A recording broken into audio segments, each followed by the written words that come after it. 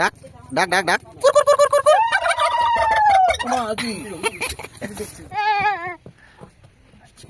ভয় লাগছে না? না ভয় লাগে না একটু না? তোমার আমার ভয় লাগে, তোমার ভয় লাগে না? সানভি আজকে চলেছে সুন্দরবন ওর ঠাকুরদার বাড়িতে। তো 1 বছরের আগে সানভিকে আমরা কোথাও লং জার্নিতে নিয়ে যাইনি, তো সেই জন্য 1 বছর 2 মাস ওর বয়স হয়ে গেছে। তো আজকে আমরা চলেছি আমার গ্রামের বাড়িতে, আর গ্রামের বাড়িতে গিয়ে কত মজা করব সব কিছু আপনাদের সাথে শেয়ার করব। আশা করছি আপনারা ভিডিওটাতে একদম শেষ পর্যন্ত দেখবেন, আর দেখলে অনেক কিছু জিনিস আপনাদেরকে দেখাবো যেটা দেখে আপনাদের খুবই ভালো লাগবে। চলুন তাহলে সঙ্গে থাকুন। আর রাস্তাতে কিছু ভিডিও আমরা দেখাতে পারবো না, কারণ আমরা চলে এসেছি বাড়িতে। আর বাড়িতে কি হচ্ছে দেখুন একটু।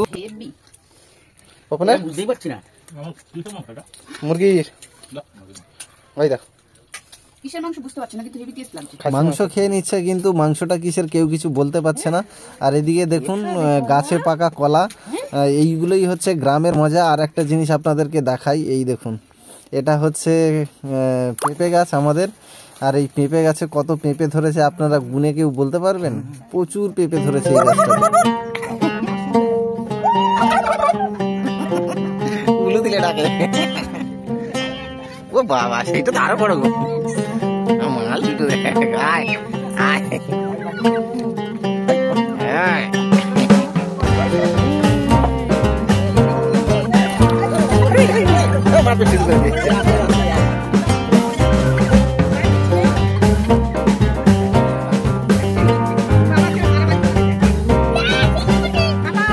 করে কেন দুজনে?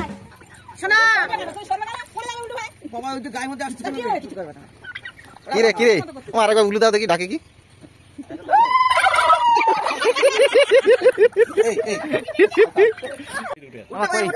আমাদের মুরগি কই মা? মুরগি কই? বাড়ি থেকে অনেক দিন ধরে বলছে যে এই মুরগি দুটো প্রায় 10 কেজির ওপরে ওজন হয়ে গেছে, কিন্তু আমাদের অতটা বিশ্বাস হচ্ছিল না। তো আসার পরে এই প্রথমবার দেখছি যে মুরগি দুটো সত্যি এত বড় বড় হয়েছে। এত বড় বড় মুরগি আমি কোনোদিন দেখিনি আমাদের বাড়িতে আগে পুষতে। তো কোথায় থেকে পেয়েছিল এর বাচ্চাগুলো, তো নিয়ে এসে মা পুষেছিল, তার মধ্যে 3টে হয়েছিল, তো একটা নিয়ে চলে গেছে, আর এই দুটোই রয়েছে। মুরগিগুলো দেখুন কি সুন্দর দেখতে, এদেরকে দেখলে মনে হয় যেন ময়ূরের মতো এরকমও মেলতে পারে। আর ছেড়ে দিলেই কিন্তু দুটোই শুধু কামড়াকামড়ি করে।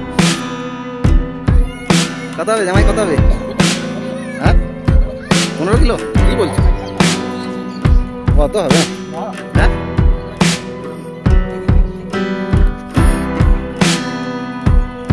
বল কত হবে বল। কত? 14 কিলো 700? মুরগিগুলোর ওয়েট কেউ বলছে 15 কিলো, কেউ বলছে 14 কিলো, কেউ বলছে 13 কিলো। যাই হোক মুরগিটা ওজন করা হয়েছিল 11 কিলো সামথিং এর মতো ছিল। মুরগিগুলো কেমন দেখতে লাগছে আপনারাও কমেন্ট করে একটু জানাবেন। আর সানভি দেখুন মুরগিগুলোকে দেখে কত খুশি হচ্ছে, কোনোদিন দেখেনি এরকম ভাবে কাছ থেকে।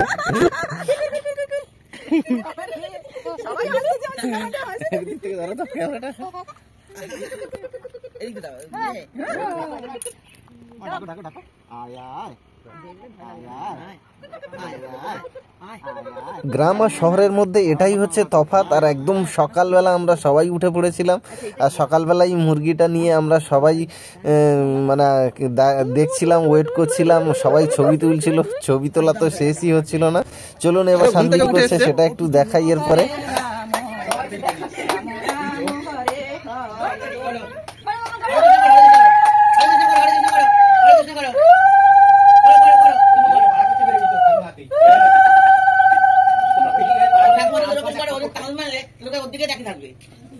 শহরে তো এত খোলামেলা জায়গা পায় না, আর সানভি এসে এত খোলামেলা জায়গা দেখে খুব খুশি হয়েছে এবং চারিদিকে ছুটে বেড়াচ্ছে। সব সময় ওকে ধরে রাখা যাচ্ছে না বা কারোর কোলেও থাকছে না, শুধু ও রাস্তার মধ্যে বা এখানে ওখানে সব জায়গায় শুধু নামিয়ে দিলেই ছুটছে, দৌড়াচ্ছে। ও ঠাকুমার সাথে একটু মজা করলো সকাল সকাল। ভালো করে কিউটি কিউটি করে দাও।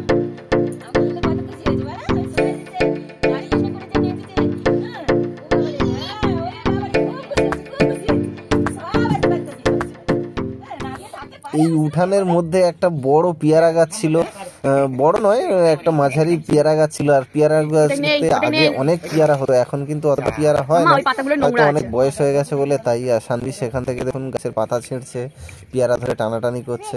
চলুন এরপরে দেখাবো আরো একটা খুব ভালো জিনিস, যেটা আপনারা অনেকেই মজা পাবেন। দেখুন এখানে গুড় জাল দেওয়া হচ্ছে, আমরা একটু গুড় নিতে এসেছি এখানে। একটা দিনের জন্য আসলে তো সব জায়গায় একটু একটু করে যেতে হয়, তো সেই জন্য আমরা চলে এসেছি গুড় নিতে। আর এখানে গুড় জাল দেওয়া চলছে। এই গুড়টা যদিও আমরা নেব না, যেটা বানানো হয়ে গেছে সেখান থেকে নেব। এই দেখুন এখান থেকে আমরা গুড় নিচ্ছি। আর আমাদের সবাই এসছি দেখে আমাদের থেকে একটু দামও বেশি নিয়েছে, যাই হোক সেটা কোনো ম্যাটার করে না। গুড়ের দাম নিয়েছে 150 টাকা কিলো, ঠিক আছে। বাবা বললো যে 130 টাকা 40 টাকা এইরকমই হয়, তো একটু বেশি নিয়েছে। যাই হোক গুড়টাও ভালো ছিল, কোনো অসুবিধা নেই। এর জন্য আমরা 4 কিলো মতো নিয়েছিলাম সবার জন্য।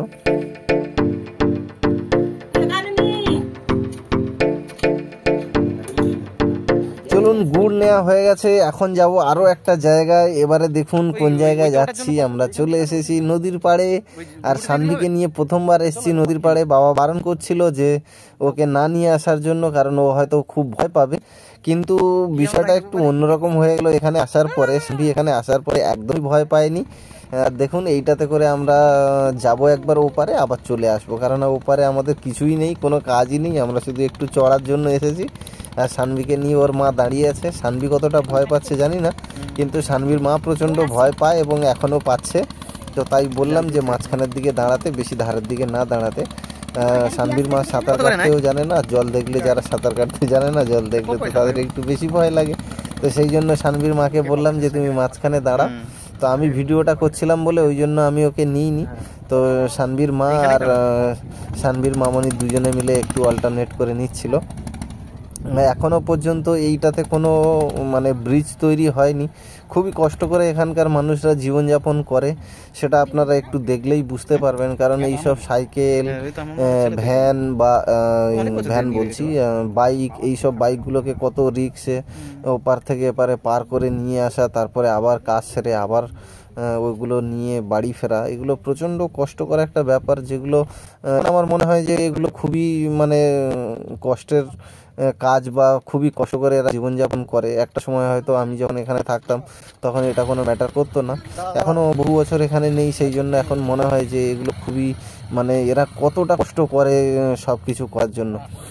চলুন তাহলে এবারে উঠি নৌকার মধ্যে। নৌকার মধ্যে উঠলে তারপরে কি হয়, নৌকা ঠিক নয়, এটাকে আমরা ভুটভুটি বলি। আপনারা কে কি বলেন জানি না, আপনারা কমেন্ট করে যাবেন এটাকে কি বলেন আপনারা, কারণ এর মধ্যে ইঞ্জিন বসানো আছে, আর ইঞ্জিনেই এটা হয়ে যায়।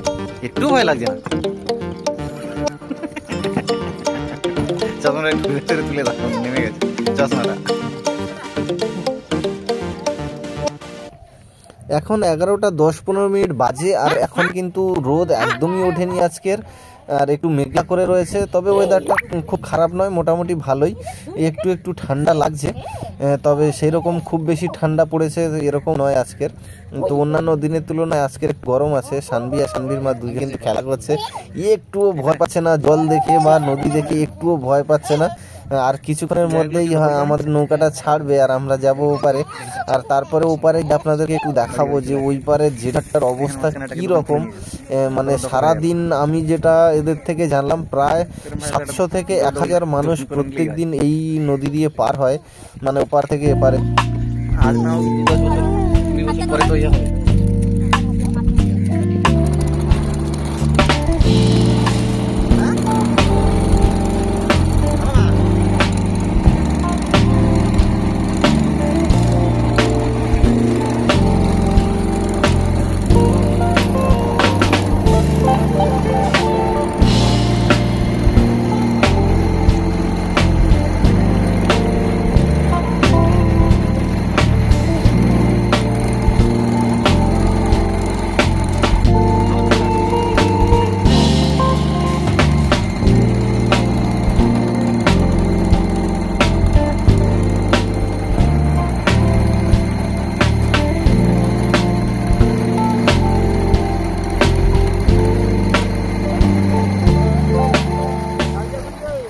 এই নদীর পাড়ে কত পাখি এসেছে একসঙ্গে, ঝাঁক ঝাঁক পাখি এসেছে।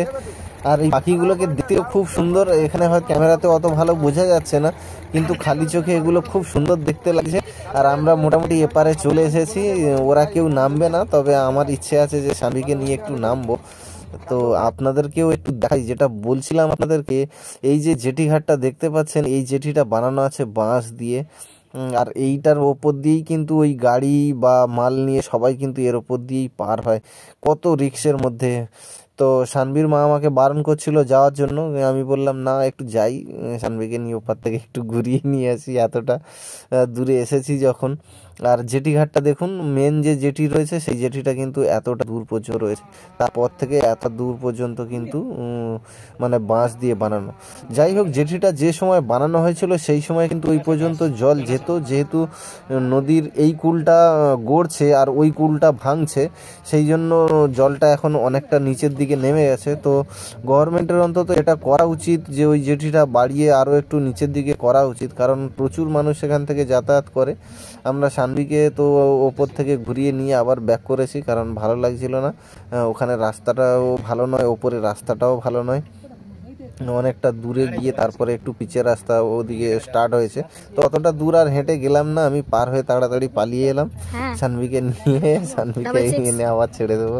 কত মজা করছে, এত মজা করবে তো আমরা কেউ ভাবতেই পারিনি। আর ও যে একটুও ভয় পাবে না সেটাও আমরা ভাবতে পারিনি, কারণ সানভিকে যখন আমরা প্রথম গাড়ি তুলি তখনও সানভি খুব ভয় পেত, বাইকে তুলি তখনও ভয় পেত, কিন্তু এখন দেখছি হয়তো একটু বড় হয়ে গেছে বলে কিনা জানি না, তবে এখন কিন্তু ও বাইকে বা গাড়িতে উঠলে অতটা ভয় পায় না। কিন্তু আমরা ভেবেছিলাম হয়তো এই নৌকাতে উঠলেও প্রচুর ভয় পাবে, কিন্তু দেখলাম একটুও ভয় পায়নি, প্রচুর মজা করেছে, প্রচুর মজা করেছে।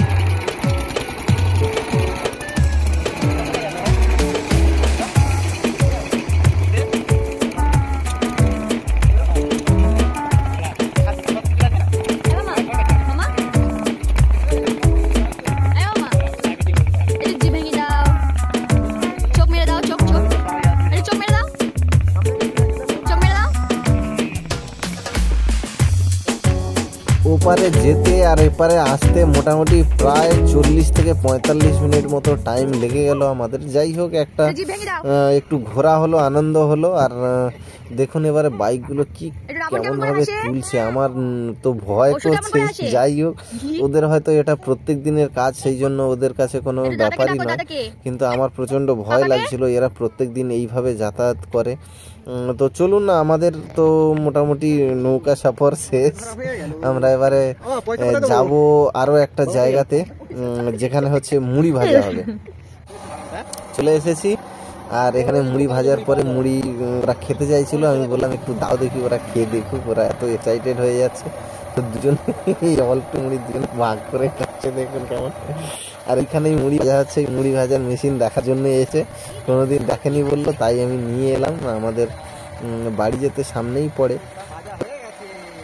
এবারে আমরা বেরিয়ে যাব, দেখুন বাড়িতে যাব। কি করতে এসেছি দেখুন, এখানে এসেছি আমরা কলার কাঁদি কাটতে। আর কাকে দিয়েছে দেখুন কলার কাঁদি কাটতে, যে কোনোদিন কলার কাঁদি কাটেনি তাকে দিয়েছে, তাকে বলে বলে দিচ্ছে কোথায় থেকে কাটতে হবে, গাছ কিভাবে। আর শুধু কলাই নেবো না, এর সঙ্গে কলার থোড় নেবো। আগে কলার কাঁদিটা দেখাই, এটা হচ্ছে কাঁঠালি কলা, যারা চেনেন তো ভালো, যারা চেনেন না তাদের জন্য বলে দিলাম। আর কলার সঙ্গে সঙ্গে কিন্তু কলার তো আমরা নেবো বললাম, সেই জন্য কলার থোড়টাও বের করে নেওয়া হলো। কারণ কলা যেমন উপকারী, তেমন থোড়টাও কিন্তু অনেক উপকারী। এই কলার থোড়ে কিন্তু প্রচুর পরিমাণে আয়রন থাকে, যারা জানেন তো খুবই ভালো, যারা জানেন না তারা কিন্তু কলার থোড় খাবেন, এতে প্রচুর পরিমাণে আয়রন থাকে।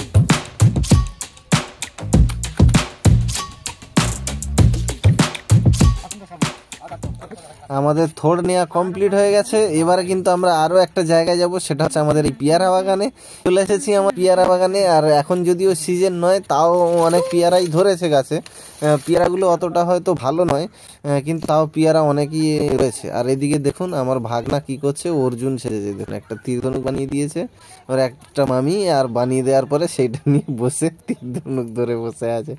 ওই দেখুন কারা আসছে, ওদিক থেকে সানভীর মামনি আসছে আর সানভীর মামা আসছে। দুজনেই হচ্ছে অনেক দূর থেকে আসছে, তার কারণ হচ্ছে মাঠে জল দেওয়া হয়েছে চাষের জন্য। আর দুজনেই জুতো পরে আসছে, সেই জন্য দূর থেকে ঘুরে ঘুরে আসতে হচ্ছে, কারণ ওই দিকটাতে ভিজে নেই সেই জন্য। আর গ্রামে আসলে এইটাই হচ্ছে আসল মজা, এই সবুজ ঘন সব জিনিসপত্র, মানে প্রত্যেকটা গাছপালা এত সবুজ দেখলেই মানুষের একটু মনটা একটু অন্যরকম হয়ে যায়। তো দেখুন বৌমনি চলে এসেছে এখানে পেয়ারা তুলতে, এসেই নিচে দুটো বড় বড় পেয়ারা দেখতে পেয়ে ছেঁড়া শুরু করে দিয়েছে।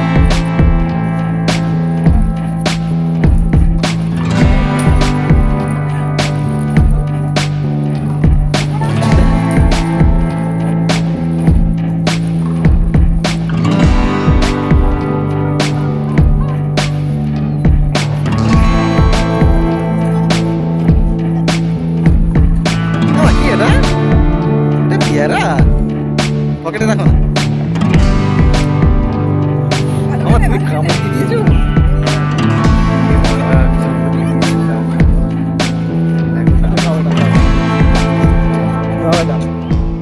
আমিও খাবো, তুমি খাও, আমি পরে খাবো। খাও, আবার খাও। মা পেয়ারা পারবে? জল দিয়েছে মা, চাষ হবে, জল দিয়েছে, জল থাকবে না?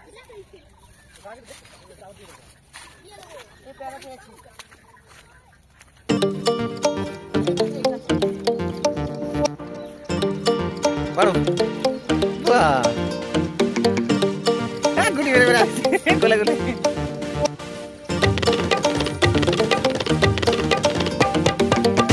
এইদিকে পেড়ে নিয়েছে, তুমি ওইদিকে দেখলে কি আগে যেতে হবে তোমাকে।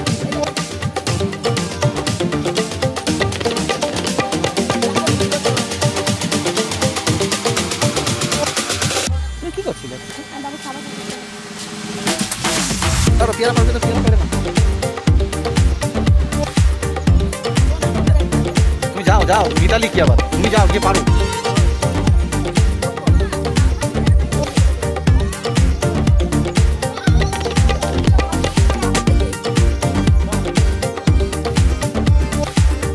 পেয়ারা বড় দেখে আর কি পারতে পারে, বুঝে পাই।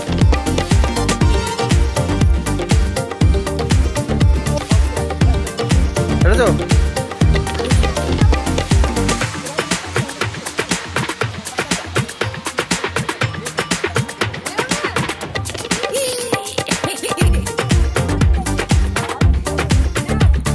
ওই একটা পেয়ারা খেয়ে নিয়েছে পুরো,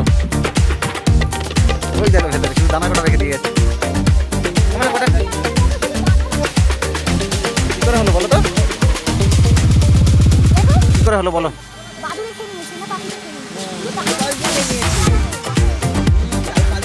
তুমি কটা পেয়ারা পেরেছো? হ্যাঁ চলো আর নেই পেয়ারা।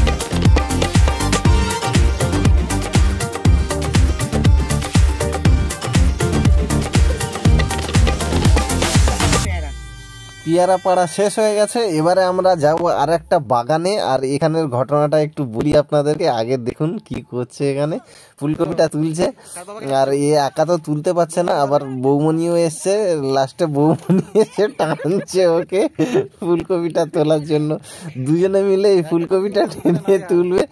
আর সব শেষে দেখুন কি হয়, ফুলকপিটা অনেকক্ষণ ধরে এরা দুজনে মিলে টানাটানি করছে, তো অনেক কষ্টে ফুলকপিটা তুলে নিল। আর পরে আমি জানতে পারলাম বাবার কাছ থেকে যে এই ফুলকপিটা আমরা বসাইনি, অন্য কেউ বসিয়েছে আমাদের জায়গাতে। তো একটা ফুলকপি রেখে দিয়ে গিয়েছিল তারা আমাদেরকে খাওয়ার জন্য, যাই হোক সেটা এরা দুজনে তুলে নিয়েছে। তো এবারে আমরা এসেছি সামনে একটা সর্ষে বাগানের মধ্যে। কারণ সানভীর মা প্রচণ্ড ভালোবাসে সর্ষে ফুলের মধ্যে ছবি তুলতে, সর্ষে ফুল গাছের মধ্যে গিয়ে ছবি তুলতে। যাই হোক, এই গাছগুলো অনেক ছোট আর সেই সঙ্গে মাঠে প্রচুর জল দিয়ে দিয়েছে, তো ভেতরে ঢুকতে পারেনি, তার জন্য একটু কষ্টও পেয়েছে। আর এই সর্ষে বাগানের পাশেই দেখুন এখানে পালং শাক চাষ করেছে, আর সেই সঙ্গে কিন্তু মূলো শাকও রয়েছে, ধনে শাকও রয়েছে। তো মূলোগুলো অনেক ছোট ছোট, এগুলো আর ওরা নিচ্ছে না। আর এখানে কে নিচ্ছে দেখুন, এটা আমার জামাইবাবু। হয়নি এগুলো, তো জামাইবাবু সব তুলে নিচ্ছে এখানে মূলোগুলো দেখে, ছোট ছোট মূলো, এগুলো তো আর নেবে না ওরা। তো যাই হোক, যাদের গাছ তারা এসছিল, তাদেরকে জিজ্ঞাসা করলাম, বলে নিয়ে কোনো অসুবিধা নেই, কারণ লোকের বাগান সব কটা চোর।